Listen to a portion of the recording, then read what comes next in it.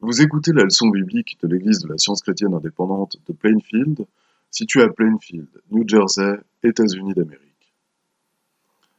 Leçon du dimanche 22 mars 2020.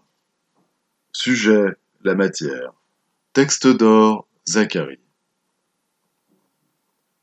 Que toute chair fasse silence devant l'Éternel. Lecture alternée, Corinthiens. Comme il est écrit, ce sont des choses que l'œil n'a point vues, que l'oreille n'a point entendues, et qui ne sont point montées au cœur de l'homme, des choses que Dieu a préparées pour ceux qui l'aiment. Dieu nous les a révélées par l'Esprit. Or, nous n'avons pas reçu l'Esprit du monde, mais l'Esprit qui vient de Dieu, afin que nous connaissions les choses que Dieu nous a données par sa grâce. Et nous en parlons, non avec des discours qu'enseigne la sagesse humaine, mais avec ceux qu'enseigne l'Esprit, employant un langage spirituel pour les choses spirituelles. Mais l'homme animal ne reçoit pas les choses de l'Esprit de Dieu, car elles sont une folie pour lui, et il ne peut les connaître, parce que c'est spirituellement qu'on en juge. La Bible.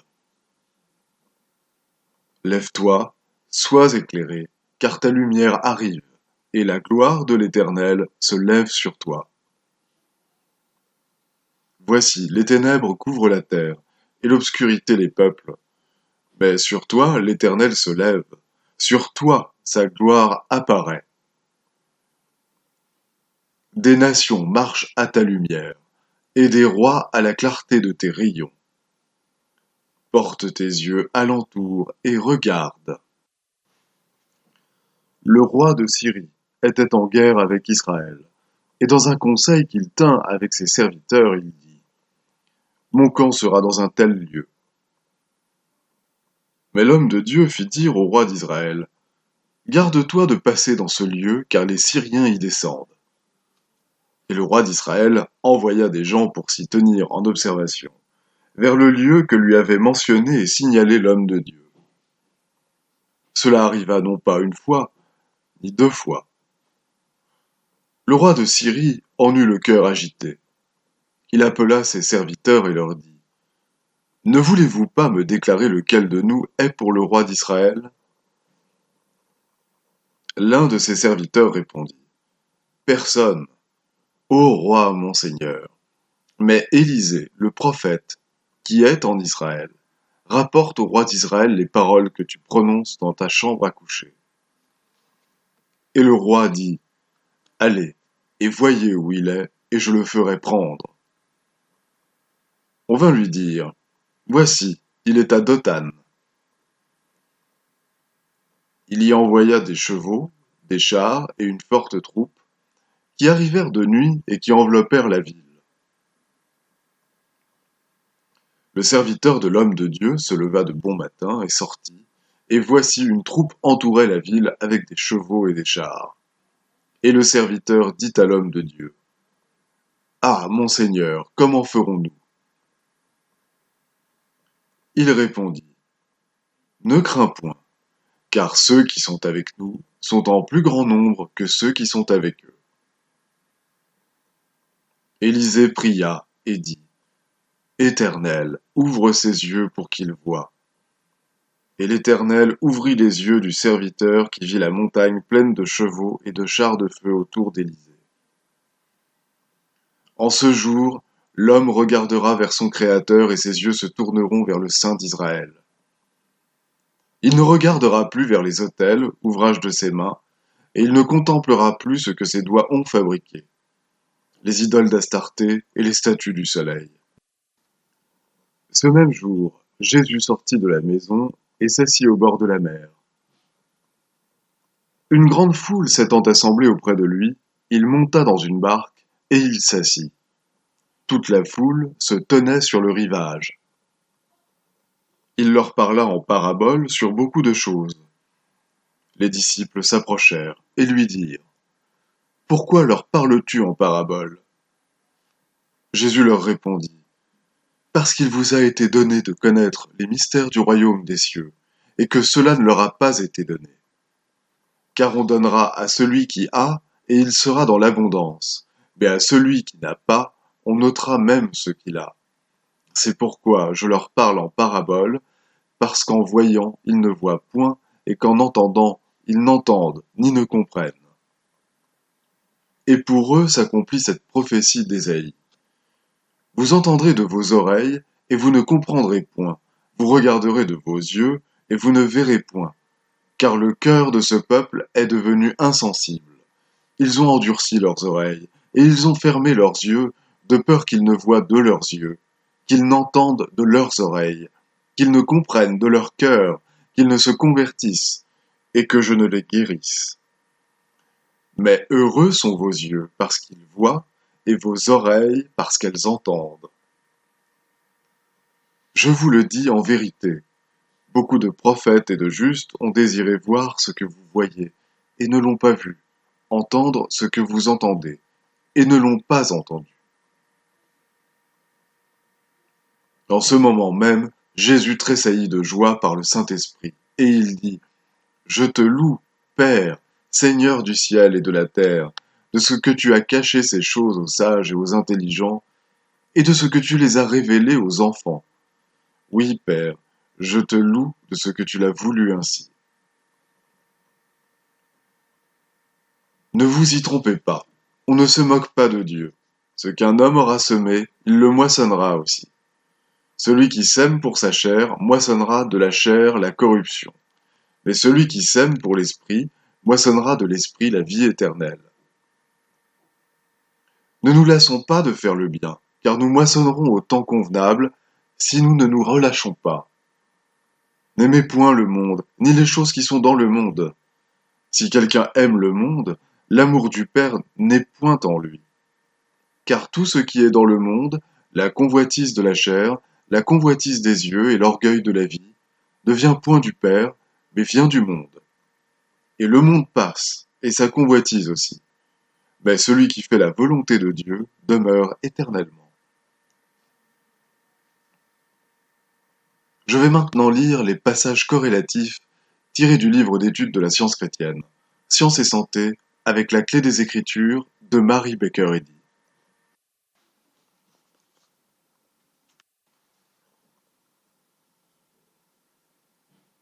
L'Esprit, Dieu, a tout créé en lui-même et de lui-même. L'Esprit ne créa jamais la matière. Il n'y a rien dans l'Esprit dont puisse être créée la matière, car comme le déclare la Bible, sans le Logos, éon ou parole de Dieu, rien de ce qui a été fait n'a été fait.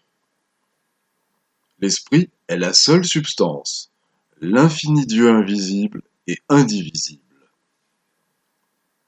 Les choses spirituelles et éternelles sont substantielles. Les choses matérielles et temporelles sont insubstantielles. La matière est la croyance initiale de l'entendement mortel, parce que ce prétendu entendement n'a aucune connaissance de l'esprit. Pour l'entendement mortel, la matière est substantielle et le mal est réel. Les prétendus sens des mortels sont matériels. Par conséquent, la prétendue vie des mortels dépend de la matière.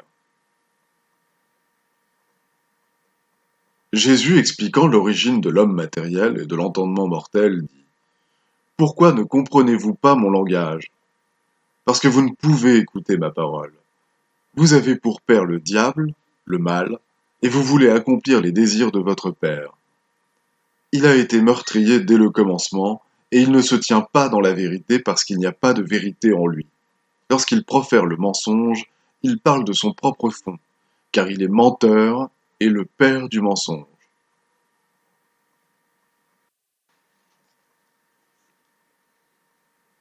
Matière. Mythologie, mortalité. Un autre nom pour l'entendement mortel. Illusion. Intelligence, substance et vie dans l'inintelligence et la mortalité. L'opposé de la vérité. Jésus traça le chemin pour les autres. Il dévoila le Christ, l'idée spirituelle de l'amour divin. À ceux qui étaient ensevelis dans la croyance au péché et au moi, qui ne vivaient que pour les plaisirs ou pour les satisfactions des sens, il dit en substance Ayant des yeux, vous ne voyez pas, ayant des oreilles, vous n'entendez pas, de peur que vous ne compreniez, et ne soyez convertis, et que je ne vous guérisse. Il enseigna que les sens matériels excluent la vérité et son pouvoir guérisseur. La divinité peut-elle être perçue par les sens matériels? Les sens matériels, qui ne reçoivent aucune évidence positive de l'esprit, peuvent-ils être des témoins véridiques de la vie, de la vérité et de l'amour spirituel? Les sens physiques ne peuvent obtenir aucune preuve de Dieu. Ils ne peuvent voir l'esprit au moyen des yeux, ni l'entendre au moyen des oreilles, et ne peuvent toucher, goûter ni sentir l'esprit. Selon la science chrétienne, les seuls sens véritables de l'homme sont spirituels, émanant de l'entendement divin. La pensée passe de Dieu à l'homme, mais ni sensation ni communication ne passent du corps matériel à l'entendement. L'intercommunication se fait toujours de Dieu à son idée, l'homme. Le sens spirituel est la faculté consciente et constante de comprendre Dieu. Le principe et la preuve du christianisme sont discernés par le sens spirituel. Ils sont mis en évidence dans les démonstrations de Jésus. Démonstrations qui prouvent, du fait qu'il guérit les malades, chassa les maux et détruisit la mort, le dernier ennemi qui sera détruit, son mépris de la matière et de ses prétendues lois. La croyance que la matière pense, voit ou sent n'est pas plus réelle que la croyance que la matière jouit et souffre. Cette croyance mortelle, nommée à tort homme, est l'erreur, qui dit « La matière possède intelligence et sensation, les nerfs sont sensibles, le cerveau pense et pêche, l'estomac peut provoquer chez l'homme la mauvaise humeur, un accident peut estropier l'homme et la matière peut le tuer. » Les mortels sont les victimes de ce verdict des prétendus sens matériels, car la physiologie et la pathologie leur apprennent à respecter le faux témoignage, savoir les erreurs que la vérité détruit au moyen du sens spirituel et de la science. Le témoignage des sens physiques renverse souvent la vraie science de l'être et crée ainsi un règne de discorde, assignant un semblant de pouvoir au péché, à la maladie et à la mort. Mais les grands faits de la vie, bien compris, détruisent cette triade d'erreurs, contredisent leurs faux témoins, et révèlent le royaume des cieux, le règne véritable de l'harmonie sur la terre. Il y a 1900 ans, les démonstrations de Jésus dévoilèrent de façon pratique le fait que les sens matériels inversent la science de l'âme. Cependant, ces prétendus sens rendent encore l'entendement mortel tributaire du corps mortel et désignent certaines parties de la matière, telles que le cerveau et les nerfs, comme siège de la douleur et du plaisir, d'où la matière fait part à ce prétendu entendement de son état de bonheur ou de détresse. La science renverse le faux témoignage des sens physiques, et en vertu de ce renversement, les mortels parviennent aux faits fondamentaux de l'être. La santé n'est pas un état de la matière, mais de l'entendement, et les sens matériels ne peuvent rendre un témoignage bien fondé au sujet de la santé. La science de la guérison entendement montre qu'il est impossible à quoi que ce soit, sauf à l'entendement, de rendre un témoignage véridique ou de mettre en lumière le véritable état de l'homme. Donc le principe divin de la science renversant le témoignage des sens physiques révèle l'homme comme existant harmonieusement dans la vérité, qui est l'unique base de la santé, et ainsi la science nie toute maladie, guérit les malades, renverse la fausse évidence et réfute la logique matérialiste. Comprendre que l'entendement est infini, non limité par la corporalité, qu'il n'a besoin ni de l'œil pour voir, ni de l'oreille pour entendre, ni de muscles, ni d'os pour se mouvoir, c'est faire un pas vers la science de l'entendement par laquelle nous discernons la nature et l'existence de l'homme. Il faut aussi nier et annihiler les prétentions des sens qui asservissent. La loi de l'entendement divin devra mettre fin à l'esclavage humain, sinon les mortels continueront à ignorer les droits inaliénables de l'homme et resteront assujettis à un esclavage irrémédiable, parce que certains éducateurs officiels laissent subsister l'ignorance relative au pouvoir divin, ignorance qui est à la base de la servitude continue et de la souffrance humaine. Citoyens du monde, acceptez la liberté glorieuse des enfants de Dieu et soyez libres. Tel est votre droit divin. C'est l'illusion du sens matériel, non la loi divine, qui vous a liés, qui a entravé la liberté de vos membres, paralysé vos facultés, affaibli votre corps et défiguré la table de votre être. L'entendement est maître des sens corporels et peut vaincre la maladie, le péché et la mort. Exercez cette autorité que Dieu a donnée. Prenez possession de votre corps et dominez-en la sensation et l'action. Élevez-vous dans la force de l'esprit pour résister à tout ce qui est dissemblable au bien. Dieu en a rendu l'homme capable et rien ne saurait invalider les capacités et le pouvoir dont l'homme est divinement doué.